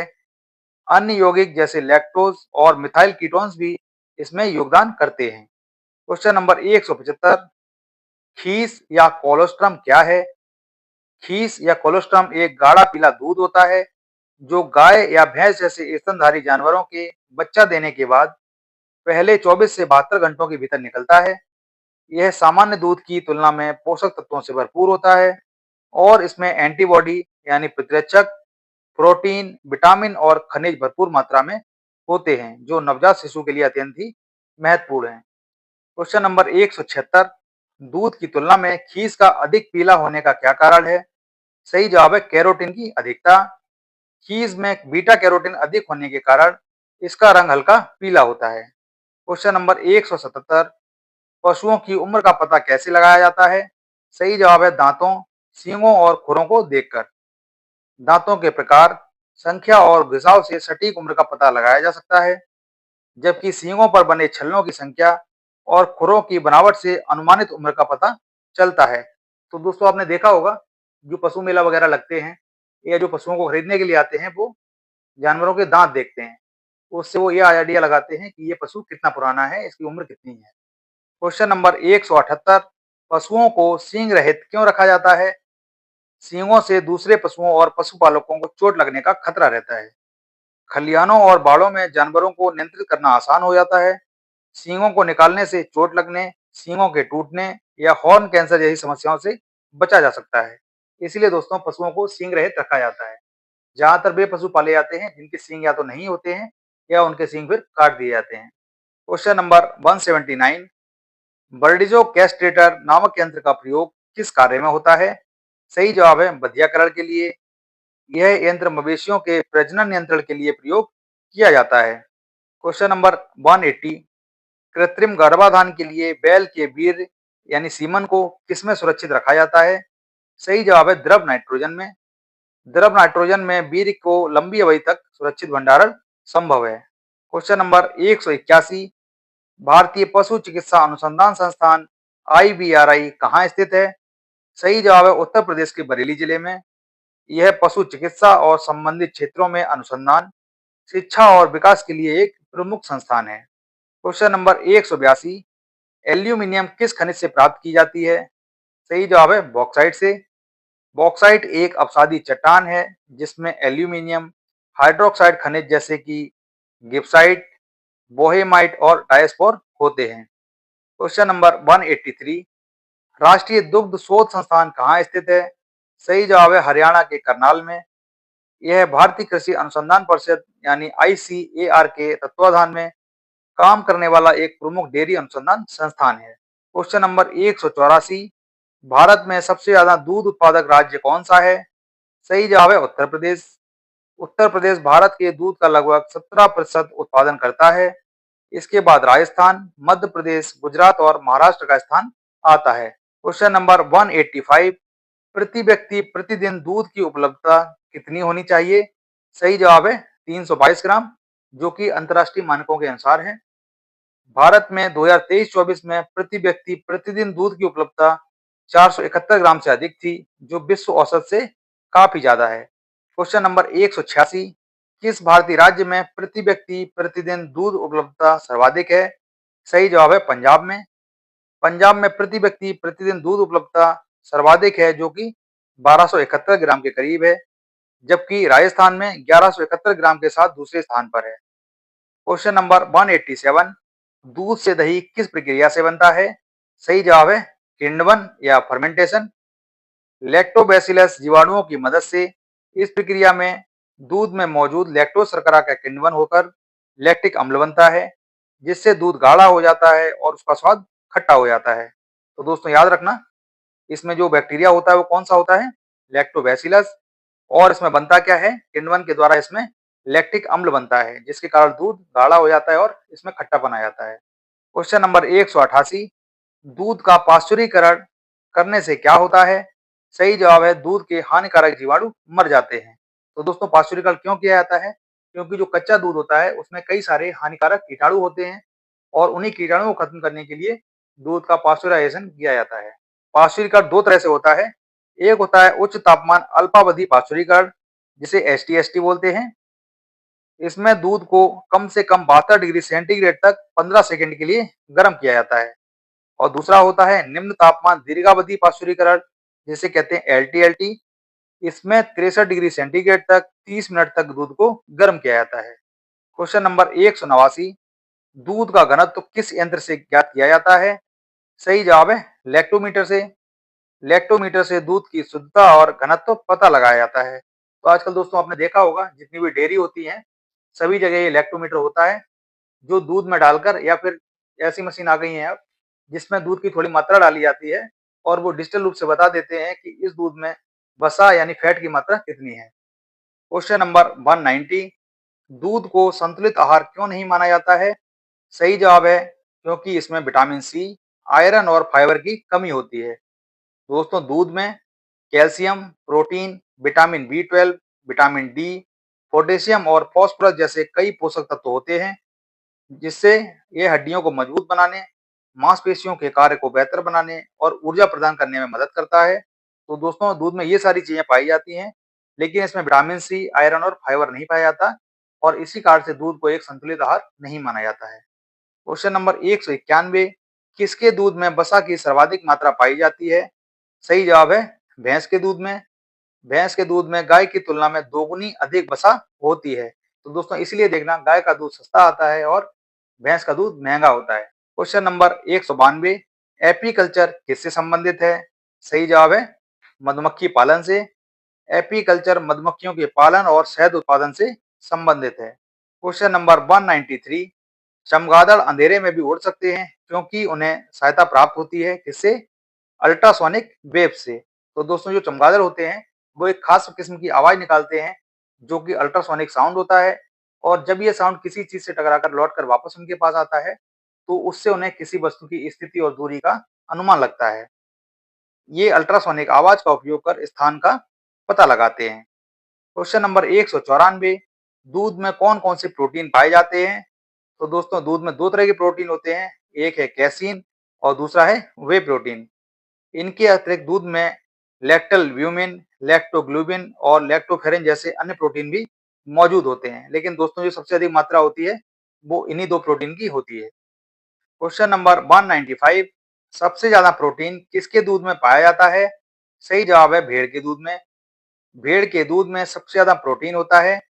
100 मिलीलीटर भेड़ के दूध में लगभग 5.3 ग्राम प्रोटीन होता है, और बकरी के दूध में 4.7 ग्राम, भैंस के दूध में 3.6 ग्राम और गाय के दूध में 3.2 ग्राम। तो दोस्तों सबसे ज्यादा प्रोटीन होता है भेड़ के दूध में और सबसे कम होता है गाय के दूध में। क्वेश्चन नंबर 196, गाय का दूध पीला क्यों होता है? सही जवाब है कैरोटीन के कारण। गाय का दूध उसके आहार में कैरोटीन नामक रंग द्रव्य की मौजूदगी के कारण पीला होता है। यह वही रंग द्रव्य है जो गाजर कोष का नारंगी रंग देता है। तो दोस्तों अगर आपसे ये पूछा जाए कि गाजर नारंगी क्यों होती है, तो इसका सही जवाब होगा उसमें कैरोटीन उपस्थित होता है और इसी कारण वो नारंगी रंग की होती है। क्वेश्चन नंबर 197, किसकी उपस्थिति के कारण दूध का रंग सफेद होता है? सही जवाब है कैसीन की उपस्थिति के कारण। दूध का रंग मुख्य रूप से कैसीन नामक प्रोटीन की उपस्थिति के कारण सफेद होता है। तो दोस्तों कैरोटीन के कारण पीला होता है और कैसीन के कारण सफेद होता है। इसलिए भैंस का दूध सफेद होता है क्योंकि उसमें कैसीन प्रोटीन ज्यादा होती है, और गाय का दूध हल्का सा पीला होता है क्योंकि उसमें कैरोटीन की मात्रा अधिक होती है। क्वेश्चन नंबर 198, दुग्ध उत्पादन में भारत का विश्व में कौन सा स्थान है? सही जवाब है पहला स्थान। भारत वर्ष 1998 से लगातार विश्व दुग्ध उत्पादन में प्रथम स्थान पर है। भारत वैश्विक दुग्ध उत्पादन में लगभग 25% का योगदान देता है। भारत के बाद अमेरिका, चीन, पाकिस्तान और ब्राजील दूध उत्पादन करने वाले प्रमुख देश हैं। क्वेश्चन नंबर 199, भारत में श्वेत क्रांति की शुरुआत किस वर्ष हुई? सही जवाब है 1970 में। यह दुनिया का सबसे बड़ा डेयरी विकास कार्यक्रम था जिसका नेतृत्व डॉक्टर वर्गीस कुरियन ने किया था। Question number 200, milkman of India के नाम से कौन जाना जाता है? सही जवाब है डॉक्टर वर्गीस कुरियन। उन्हें भारत में श्वेत क्रांति का जनक कहा जाता है क्योंकि उनके प्रयासों से भारत दूध उत्पादन में दुनिया का सबसे बड़ा देश बना। क्वेश्चन नंबर 201, राष्ट्रीय डेयरी विकास बोर्ड की स्थापना कब हुई? सही जवाब है 1965 में। राष्ट्रीय डेयरी विकास बोर्ड की स्थापना 1965 में गुजरात के आनंद में डॉक्टर वर्गीस कुरियन के द्वारा की गई थी। क्वेश्चन नंबर 202, भारतीय डेयरी निगम की स्थापना कब हुई? सही जवाब है 1970 में। बाद में इसके उपक्रमों को राष्ट्रीय डेयरी विकास बोर्ड में विलय कर दिया गया और अक्टूबर 1987 में भारतीय डेयरी निगम को भंग कर दिया गया। क्वेश्चन नंबर 203, भारत में सघन पशु विकास कार्यक्रम ICDP कब चलाया गया? 1964 में। यह कार्यक्रम तीसरी पंचवर्षीय योजना के दौरान एक विशिष्ट विकास कार्यक्रम के रूप में शुरू किया गया था और इसका उद्देश्य दूध उत्पादन में सुधार करना था। क्वेश्चन नंबर 204, लोहे के पाइप पर जस्ते की परत चढ़ाने की प्रक्रिया को क्या कहते हैं? सही जवाब है यस्दीकरण या गैल्वनीकरण। इसमें धातु को पिघले हुए जस्ते में डुबोया जाता है जिससे जस्ते की एक सुरक्षात्मक परत बनती है और धातु को जंग से बचाया जा सकता है। क्वेश्चन नंबर 205, सूखी बर्फ क्या होती है? यह होती है दोस्तों ठोस कार्बन डाइऑक्साइड। इसका उपयोग मुख्य रूप से प्रशीतन के लिए किया जाता है, जैसे खाद्य पदार्थों और दवाओं को ठंडा रखना, और मनोरंजन उद्योग में धुंध जैसे प्रभाव पैदा करने के लिए इसका प्रयोग किया जाता है। क्वेश्चन नंबर 206, कुपोषण में सबसे अधिक कमी किसकी होती है? तो सही जवाब होगा प्रोटीन की। कुपोषण में सबसे अधिक प्रोटीन, कैलोरी और सूक्ष्म पोषक तत्वों जैसे कि आयरन, आयोडीन और विटामिन ए की कमी होती है। गंभीर कुपोषण में प्रोटीन और कैलोरी की भारी कमी होती है। तो दोस्तों जो कुपोषण का मुख्य घटक है जिसके कारण कुपोषण होता है वो है प्रोटीन। क्वेश्चन नंबर 207, प्रोटीन की कमी से होने वाले रोग कौन से हैं? तो दोस्तों प्रोटीन की कमी से मुख्यतः 2 रोग होते हैं। पहला है मैरास्मस और दूसरा है क्वाशियोरकोर। दोस्तों ये नाम याद रखना, दोनों ही बहुत ही महत्वपूर्ण हैं। ये दोनों होते हैं प्रोटीन की कमी से। इसके अलावा प्रोटीन की कमी से एनीमिया, हड्डियों की कमजोरी और कमजोर इम्यूनो सिस्टम जैसी समस्याएं भी हो सकती हैं। क्वेश्चन नंबर 208, कुपोषण से कौन से 2 रोग होते हैं? तो इसका सही जवाब हो जाएगा क्वाशियोरकोर और मेरास्मस। दोस्तों बिल्कुल भी कंफ्यूज मत होना, यही दोनों रोग होते हैं प्रोटीन की कमी के कारण। और दोस्तों कुपोषण क्यों होता है? प्रोटीन की कमी से। इसलिए अगर आपसे पूछा जाए कि कुपोषण के कारण कौन से रोग होते हैं, तो इन्हीं 2 बीमारियों का नाम आएगा। और अगर आपसे पूछा जाए कि प्रोटीन की कमी से कौन से रोग होते हैं, तब भी इन्हीं 2 बीमारियों का नाम आएगा। तो दोस्तों मेरास्मस क्या होता है? शरीर में कुल पोषक तत्वों की गंभीर कमी से होता है, जबकि क्वाशियोरकोर मुख्य रूप से प्रोटीन की कमी से होता है, जिसमें अक्सर अन्य पोषक तत्वों की कमी भी शामिल है। तो दोस्तों कोई भी रोग है वो सिर्फ एक किसी कारण से नहीं होता है, उसमें एक मुख्य कारण होता है। जैसे कि ये दोनों रोग प्रोटीन की कमी के कारण होते हैं, लेकिन उसके अन्य सहायक कारण भी होते हैं, जिसमें अन्य पोषक तत्वों की कमी भी शामिल है। क्वेश्चन नंबर 209, शहरों में तालाब का पानी शुद्ध करने के लिए कौन सी गैस प्रयोग की जाती है? सही जवाब है क्लोरीन गैस। यह पानी में मौजूद बैक्टीरिया, वायरस और अन्य कीटाणुओं को मार देती है। यह एक शक्तिशाली ऑक्सीकारक है जो पानी को स्वच्छ और सुरक्षित बनाता है, खासकर जब यह पीने के लिए होता है। तो दोस्तों आपने देखा होगा कि स्विमिंग पूल का पानी एकदम साफ होता है। वो इसीलिए होता है क्योंकि उसमें क्लोरीन गैस मिलाई जाती है, जिससे उसकी सारी अशुद्धियां या तो तल में बैठ जाती हैं और उसमें जो जीवाणु होते हैं वो मर जाते हैं। क्वेश्चन नंबर 210, बर्फ पर दाब बढ़ाने पर उसका गलनांक पर क्या प्रभाव पड़ेगा? सही जवाब है उसका गलनांक कम हो जाएगा। ऐसा इसलिए होता है क्योंकि बर्फ का घनत्व तो पानी से कम होता है और दाब बढ़ने पर बर्फ का क्रिस्टल ढांचा टूटता है, जिससे वह कम तापमान पर ही पिघलने लगती है। क्वेश्चन नंबर 211, गर्मियों में सफेद कपड़े क्यों पहने जाते हैं? सही जवाब हो जाएगा क्योंकि सफेद कपड़े ऊष्मा के बुरे अवशोषक होते हैं। सफेद कपड़े ऊष्मा के खराब अवशोषक तथा उत्तम परावर्तक होते हैं, जिस कारण से ये धूप को परावर्तित करते हैं और शरीर को ठंडा रखते हैं, जिससे ताजगी और आराम मिलता है। इसीलिए दोस्तों गर्मियों में हमें सफेद कपड़े पहनने चाहिए। क्वेश्चन नंबर 212, संगमरमर यानी मार्बल किसका रूप है? सही जवाब है चूना पत्थर यानी लाइमस्टोन का। संगमरमर चूना पत्थर का एक कायांतरित चट्टान रूप है। यह तब बनता है जब चूना पत्थर या डोलोस्टोन उच्च ताप और दाब के कारण रूपांतरित होते हैं। क्वेश्चन नंबर 213, लुढ़कती हुई गेंद कुछ दूर लुढ़कने के बाद किस कारण से स्वयं रुक जाती है? तो दोस्तों इसका जवाब हो जाएगा घर्षण बल के कारण। घर्षण बल वह बल है जो सतहों के बीच संपर्क होने पर गति का विरोध करता है। तो दोस्तों जब गेंद लुढ़कती है तो ये घर्षण बल उसकी गति का विरोध करता है, जिससे वो थोड़ी दूर चलकर रुक जाती है। क्वेश्चन नंबर 214, संतरे में कौन सा विटामिन सर्वाधिक होता है? तो सही जवाब हो जाएगा विटामिन सी। संतरे में विटामिन सी प्रचुर मात्रा में पाया जाता है, जो प्रतिरक्षा प्रणाली को मजबूत करने और एंटीऑक्सीडेंट प्रदान करने के लिए महत्वपूर्ण है। विटामिन सी के अलावा संतरे में विटामिन ए, विटामिन बी6, थायमिन, फोलिक एसिड और अन्य खनिज जैसे कि कैल्शियम, आयरन, मैग्नीशियम और पोटेशियम भी पाए जाते हैं। लेकिन दोस्तों याद रखना, संतरा सबसे अच्छा स्रोत किसका है? विटामिन सी का। क्वेश्चन नंबर 215, रोबोट क्या है? यह एक स्वचालित मशीन है जो मानव प्रयास की जगह लेती है। इसे कंप्यूटर द्वारा प्रोग्राम किया जा सकता है ताकि वह जटिल कार्य कर सके। क्वेश्चन नंबर 216, किस अम्ल का उपयोग निर्जलीकारक यानी डिहाइड्रेटिंग एजेंट के रूप में किया जाता है? सही जवाब हो जाएगा सल्फ्यूरिक अम्ल।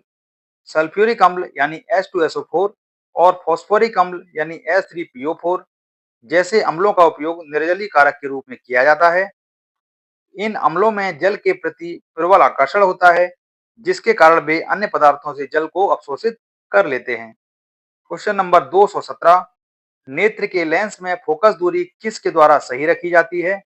सही जवाब हो जाएगा सीलियरी मांसपेशियों के द्वारा। ये मांसपेशियां लेंस के आकार को बदलकर फोकस दूरी को समायोजित करती हैं, ताकि अलग अलग दूरियों पर रखी वस्तुओं से आने वाली रोशनी रेटिना पर ठीक से केंद्रित हो सके। तो दोस्तों हमारी आंख के अंदर जो सिलियरी मांसपेशियां होती हैं, वो हमारे नेत्र के लेंस को समायोजित करती हैं, यानी उसको घटाती बढ़ाती हैं। जैसे कि हम कैमरे में करते हैं, वही सेम काम यहाँ पर सिलियरी मांसपेशियां करती हैं, ताकि हम किसी भी वस्तु को पास में रखिए या दूर में रखिए, उसके हिसाब से आंखों के लेंस को एडजस्ट कर सकें। क्वेश्चन नंबर 218, जब हम वायुमंडल में ऊपर की ओर जाते हैं तो क्या होता है? सही जवाब हो जाएगा तापमान और दाब दोनों ही घटते हैं।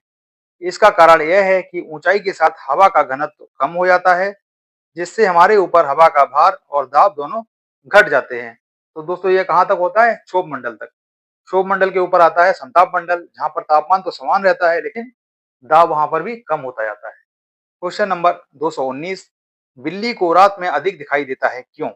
और दोस्तों इसका जवाब होगा उसकी पुतली की विशेष बनावट की वजह से। बिल्ली की आंखों में कई अनुकूलन होते हैं, जैसे कि बड़ी पुतलियां, ज्यादा रॉड्स यानी कम रोशनी में देखने वाली कोशिकाएं, और टेपेटम जो कि एक परावर्तक परत है। ये सभी कारक कम रोशनी में देखने में बिल्ली की मदद करते हैं। तो दोस्तों जो बिल्ली की आंखों की बनावट होती है वो एक विशेष किस्म की होती है, और इसी कारण बिल्ली रात में भी अच्छे से देख पाती है।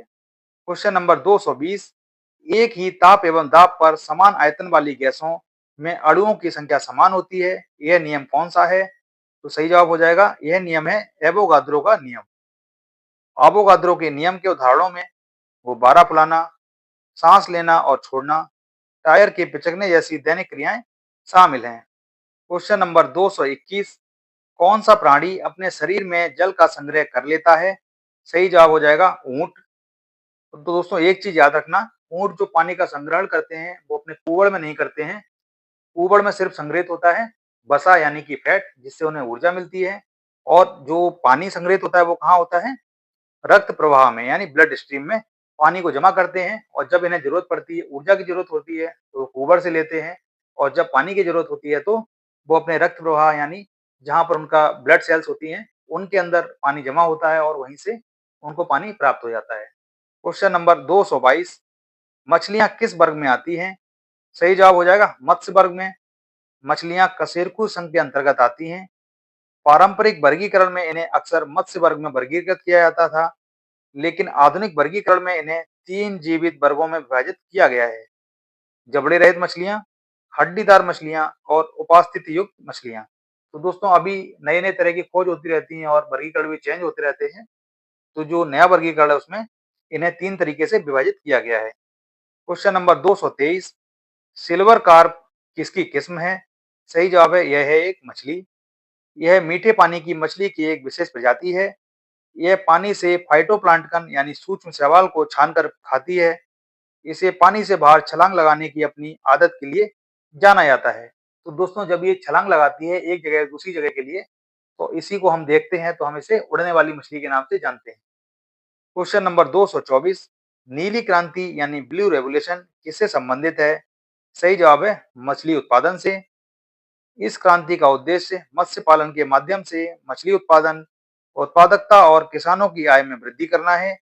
नीली क्रांति की शुरुआत 1985 से 1990 के दौरान 7वीं पंचवर्षीय योजना के तहत हुई थी। तो दोस्तों याद रखना 7वीं पंचवर्षीय योजना में नीली क्रांति का शुभारंभ किया गया था। क्वेश्चन नंबर 225, भारत का स्वच्छ जलीय मत्स्य उत्पादन में विश्व में कौन सा स्थान है? तो दोस्तों ये पूछना चाहता है कि खारे पानी को छोड़कर यानी समुद्री जल को छोड़कर अन्य जो पानी के स्रोत हैं वहां पर जो मछली का उत्पादन होता है उसमें भारत का विश्व में कौन सा स्थान है? तो ये हो जाएगा दूसरा स्थान। यह चीन के बाद दूसरा सबसे बड़ा मछली उत्पादक देश है, और कुल वैश्विक मछली उत्पादन में हमारी हिस्सेदारी लगभग 8% है। क्वेश्चन नंबर 226, केतली में लकड़ी का हैंडल क्यों लगाते हैं? सही जवाब है हैंडल गर्म नहीं होता, जिससे इसे उठाना आसान हो जाता है। केतली का हैंडल गैर धातु जैसे कि प्लास्टिक, लकड़ी, बेंत या एवोनाइट से बना होता है, और ये जो चीजें हैं ये ऊष्मा की कुचालक होती हैं, जिसके कारण भले ही केतली में कोई भी गर्म पदार्थ भरा हो पर हमें उसे उठाना आसान हो जाता है क्योंकि उसका हैंडल गर्म नहीं होता। क्वेश्चन नंबर 227, भारत के कुल मत्स्य उत्पादन का कितना प्रतिशत भाग समुद्र से प्राप्त होता है? सही जवाब है लगभग 36%। अंतर्देशीय स्रोतों से मछली उत्पादन कुल मछली उत्पादन मूल्य में लगभग 64% का योगदान देता है।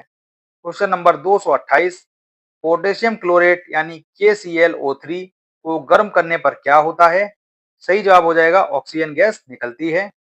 पोटेशियम क्लोरेट को तीव्र ताप पर गर्म करने पर यह पोटेशियम क्लोराइड और ऑक्सीजन गैस में विघटित हो जाता है। प्रयोगशाला में ऑक्सीजन गैस बनाने के लिए यह एक सामान्य विधि है। तो दोस्तों याद रखना, हम ये क्वेश्चन क्यों पढ़ रहे हैं, क्योंकि इसके द्वारा ऑक्सीजन गैस बनाई जाती है पोटेशियम क्लोरेट को गर्म करके। क्वेश्चन नंबर 229, यदि पृथ्वी पर से कोई चट्टान चंद्रमा पर ले जाई जाए तो क्या होगा? सही जवाब होगा उसके भार में कमी आएगी। चट्टान का द्रव्यमान समान रहेगा लेकिन भार कम हो जाएगा, क्योंकि चंद्रमा का गुरुत्वाकर्षण पृथ्वी का लगभग छठा हिस्सा है, जिससे चट्टान कम भारी लगेगी। तो दोस्तों अगर आपसे पूछा जाए कि चट्टान का भार कितना कम हो जाएगा, तो वो पृथ्वी पर जो उसका भार है उसका 1/6 रह जाएगा। क्वेश्चन नंबर 230, मधुमक्खी कॉलोनी के सदस्य एक दूसरे को किस प्रकार पहचानते हैं? तो सही जवाब हो जाएगा एक विशेष गंध से। वे फेरोमोन नामक रासायनिक संकेतों का उपयोग करते हैं, जो हर छत्ते की एक अनूठी गंध बनाते हैं, जिससे सदस्य अपने परिवार की पहचान कर पाते हैं। क्वेश्चन नंबर 231, एक छत्ते में रानी मधुमक्खी की संख्या कितनी होती है? सही जवाब है एक। रानी मधुमक्खी पूरे छत्ते का संचालन करती है। कुछ अपवादों को छोड़कर रानी मधुमक्खी की छत्ते की एकमात्र मादा होती है और उसी के अंडे देने की क्षमता पर छत्ते की आबादी निर्भर करती है। तो दोस्तों जो छत्ता होता है मधुमक्खी का, उसमें एक ही मादा होती है, जिसे रानी मधुमक्खी कहते हैं, और एक तरह से वही आदेश देती है और वही बताती है कि क्या करना है, कैसे करना है, और वही प्रजनन के द्वारा मधुमक्खियों की संख्या को छत्ते में बढ़ाती है। क्वेश्चन नंबर 232, शहद में जल की मात्रा लगभग कितने प्रतिशत होती है? सही जवाब हो जाएगा 17 से 20%। उच्च गुणवत्ता वाले शहद में नमी की मात्रा 18.6% से अधिक नहीं होनी चाहिए। पानी की मात्रा जितनी अधिक होगी, शहद उतना ही कम चिपचिपा होगा और किण्वन का खतरा बढ़ जाएगा। दोस्तों जो शहद होता है उसमें जितना ज्यादा पानी की मात्रा होगी, उतना ही वो एक तरह से खराब क्वालिटी का होगा। क्वेश्चन नंबर 233, शहद में कार्बोहाइड्रेट्स की मात्रा लगभग कितने प्रतिशत होती है? सही जवाब है 81%। शहद का अधिकांश हिस्सा ग्लूकोज और फ्रक्टोज जैसी शर्करा से बना होता है। तो दोस्तों अगर आपसे पूछा जाए कि शहद में कौन सी शर्करा होती है, तो वो होती है ग्लूकोज और फ्रक्टोज। क्वेश्चन नंबर 234, 1 किलोग्राम शहद से औसत रूप से कितनी ऊर्जा मिलती है? सही जवाब हो जाएगा 3500 किलो कैलोरी। शहद उच्च ऊर्जा स्रोत है, इसमें ग्लूकोज और फ्रक्टोज की मात्रा अधिक होती है। और अगर दोस्तों हम चीनी की बात करें, तो 1 किलोग्राम चीनी में 4000 किलो कैलोरी ऊर्जा में प्राप्त होती है। क्वेश्चन नंबर 235, ऊन उत्पादन के लिए सबसे अच्छी भेड़ की विदेशी नस्ल कौन सी है? सही जवाब है मेरिनो भेड़, जो कि स्पेन की एक प्रजाति है, जो कि अब विश्व के सभी हिस्सों में पाई जाती है, लेकिन ये मुख्यतः कहाँ की प्रजाति है? स्पेन की। यह अपनी बहुत महीन, मुलायम और उच्च गुणवत्ता वाली ऊन के लिए प्रसिद्ध है, जिसकी कपड़ा उद्योग में बहुत मांग है। क्वेश्चन नंबर 236, यांत्रिक ऊर्जा को विद्युत ऊर्जा में किसके द्वारा बदला जाता है? सही जवाब है डायनामो के द्वारा। डायनामो विद्युत चुंबकीय प्रेरण के सिद्धांत पर काम करता है। यह सिद्धांत माइकल फैराडे ने दिया था। क्वेश्चन नंबर 237, भारत में उच्च कोटि के कालीन ऊन के उत्पादन हेतु कौन सी भेड़ की नस्ल सबसे अच्छी मानी जाती है? तो दोस्तों याद रखना, भारत की सबसे प्रसिद्ध भेड़ है चोकला भेड़।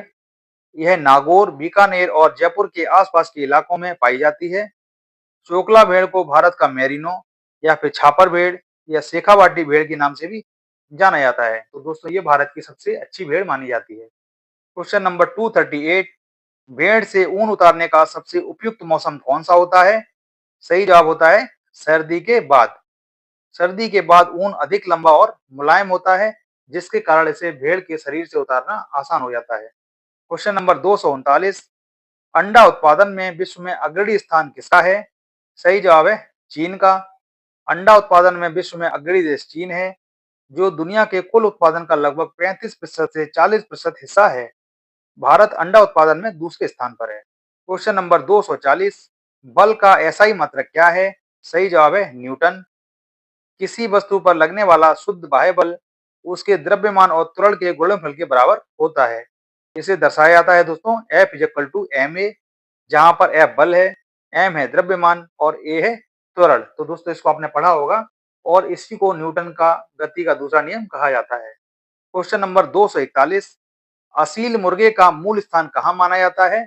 तो दोस्तों इसका जवाब हो जाएगा भारत और पाकिस्तान, क्योंकि ये दोनों ही जगह पाया जाता है। असील मुर्गा एक भारतीय लड़ाकू मुर्गी की नस्ल है, जो अपनी मजबूत कदकाठी, ताकत और शाही चाल के लिए जानी जाती है। क्वेश्चन नंबर 242, प्राचीन समय में मुर्गों को लड़ाने की प्रथा प्रचलित थी। लड़ने में किस नस्ल के मुर्गे सर्वाधिक उपयुक्त माने जाते थे? तो दोस्तों इसका जवाब हो जाएगा असील नस्ल के मुर्गे। जो अभी हमने पढ़ा वही मुर्गे हैं जो कि प्राचीन समय में राजा महाराजाओं के द्वारा लड़ाए जाते थे। असील मुर्गे मजबूत और लड़ाकू स्वभाव के लिए प्रसिद्ध हैं। क्वेश्चन नंबर 243, गोश्त यानी मांस के लिए मुर्गी की उत्तम नस्ल कौन सी है? इसका जवाब हो जाएगा कॉर्निश क्रॉस। कॉर्निश मुर्गी मांस उत्पादन के लिए विशेष रूप से पाली जाती है। क्वेश्चन नंबर 244, निम्नलिखित में से किस जाति की मुर्गी के अंडे सबसे उत्तम माने जाते हैं? तो दोस्तों इसका जवाब होगा लेग हॉर्न प्रजाति की मुर्गी। लेग हॉर्न मुर्गी उच्च गुणवत्ता के अंडे देती है। क्वेश्चन नंबर 245, मुर्गी के अंडे में यॉक और सफेदी की प्रतिशत मात्रा क्रमशः कितनी होती है? सही जवाब है यॉक हिस्सा होता है 32% और जो सफेद वाला भाग होता है वो होता है 57% और जो बचा हुआ 11% है वो अंडे का छिलका होता है। मुर्गी के अंडे में यॉक, जिसे हम जर्दी कहते हैं, और सफेदी की प्रतिशत मात्रा लगभग 30 से 33% और 58% होती है, जबकि छिलका बाकी बचा हुआ प्रतिशत बनाता है। क्वेश्चन नंबर 246, एक अंडे में कितना ग्राम प्रोटीन पाया जाता है?